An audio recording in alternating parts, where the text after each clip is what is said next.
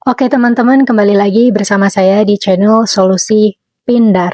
Jadi di sini kita akan ngebahas sesuatu yang paling sering bikin resah teman-teman yang lagi galbay ya. Yaitu apa? Ya benar sekali tentang DC lapangan pinjaman online. Jadi kalau misal kalian lagi bertanya-tanya sebenarnya mereka bakal datang ke rumah nggak sih? Terus seserem apa sih mereka gitu? Apakah setiap pinjol itu pasti ada DC-nya, dan pertanyaan seputar DC yang lain, silahkan tonton video ini sampai selesai karena akan kita bahas tuntas di video kali ini. Oke, langsung saja. Yang pertama, yang paling sering banget ditanyain sama teman-teman ya, karena mereka itu sering mendapat pesan penagihan yang kurang lebih bunyinya itu kayak misal alamat Anda akan saya datangin besok, atau alamat kantor Anda, atau saya sudah berada di sekitar rumah Anda, ini fotonya, bukti fotonya, misal kayak mutuin Kapura dan lain sebagainya. Nah, kalau misal ada berupa pesan yang seperti itu, apakah DC sudah pasti akan datang gitu ya? Dan jawabannya belum tentu teman-teman. Karena ya pasti sih ketika kita dapat pesan kayak gitu, kalian pasti udah ngebayangin yang enggak gitu ya. Karena ya namanya juga lagi galbay, belum ada uang, kalau misal tiba-tiba didatangin kayak gitu kan nggak tahu harus apa gitu. Belum lagi kayak ngebayangin, wah mereka serem nggak ya, jangan-jangan mereka bener-bener bisa mengintimidasi, terus kayak nggak bisa ngapa-ngapain, terus nanti bisa mengundang perhatian tetangga juga gitu ya. Nah sebenarnya kalian nggak perlu membayangkan hal-hal yang ngeri semacam itu teman-teman, karena misal kalian dapat pesan penagihan itu belum tentu mereka akan beneran datang. Bisa aja itu hanya ancaman, itu hanya gertakan biar kalian itu mau merespons mereka. Kemudian untuk yang pesan penagihannya itu kayak berupa foto gitu, misal mereka tiba-tiba ngirimin ini foto Indomaret terdekat di wilayah kalian gitu, atau Alfamart, atau mungkin Gapura ya biasanya di gang-gang gitu ya, atau mungkin lingkungan sekitar musola, masjid dan lain sebagainya. Terus ada narasinya yang bilang kami udah ada di lokasi kayak gitu. Nah itu juga belum tentu mereka itu beneran ada di situ ya teman-teman, karena emang banyak banget cerita dari teman-teman komunitas galbay yang udah pernah dapat foto-foto kayak gitu dan nyatanya mereka nggak beneran dateng gitu.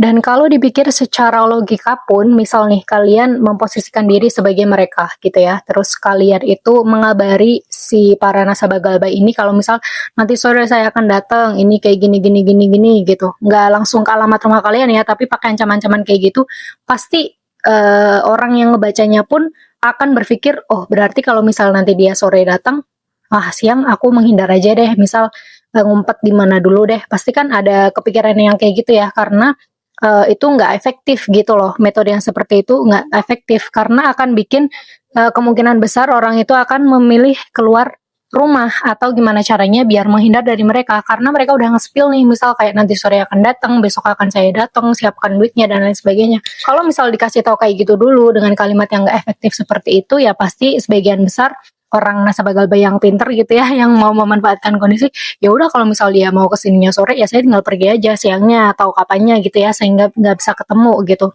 Terus gimana kalau beneran datang nih, rumah saya beneran didatangi nih, udah nggak lewat pesan lagi tapi bener-bener udah ada di depan mata nih. Oh ya sudah, it's okay, nggak apa-apa, hadepin aja. Toh juga banyak juga nih, maksudnya memang yang sering kalian dengar itu mungkin cerita-cerita dari komunitas galbay, mereka itu serem gitu ya, mengintimidasi, terus mungkin sampai menghina-hina, kasar lah ya, kayak gitu, barbar mereka. Tapi juga ada juga kok banyak pengalaman yang bilang kalau perbedaan mereka ketika ketemu langsung sama menagih lewat chat atau telepon itu beda jauh gitu. Ketika bertemu langsung mereka itu jauh lebih tenang gitu ya dibandingkan saat menghubungi lewat WhatsApp atau telepon. Kesimpulannya apa?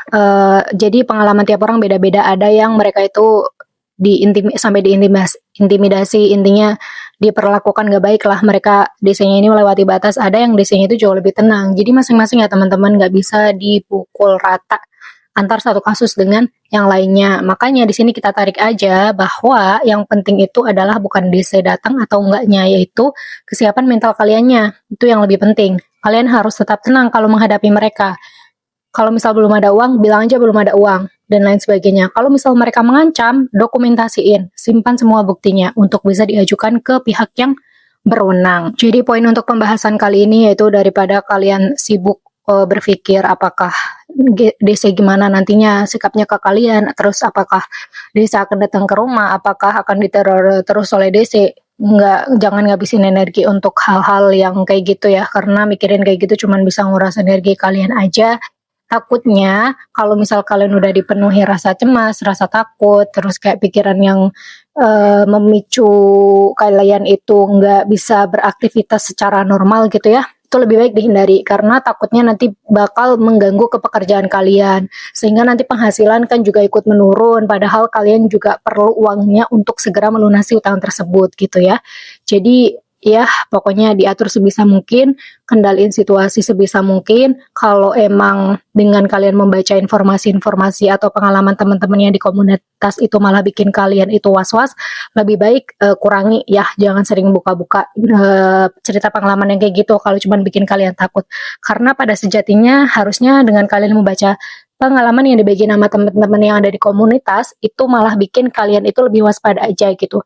Jangan sampai seakan-akan itu akan terjadi ke kalian. Cukup waspada aja, kira-kira langkahnya seperti apa ya, seperti gimana ya, biar nanti ketika kalian dihadapkan di situasi yang sama kayak orang yang ngebagian cerita itu, kalian bisa lebih siap gitu. Mungkin itu aja video kali ini, semoga bermanfaat dan sampai jumpa di video selanjutnya.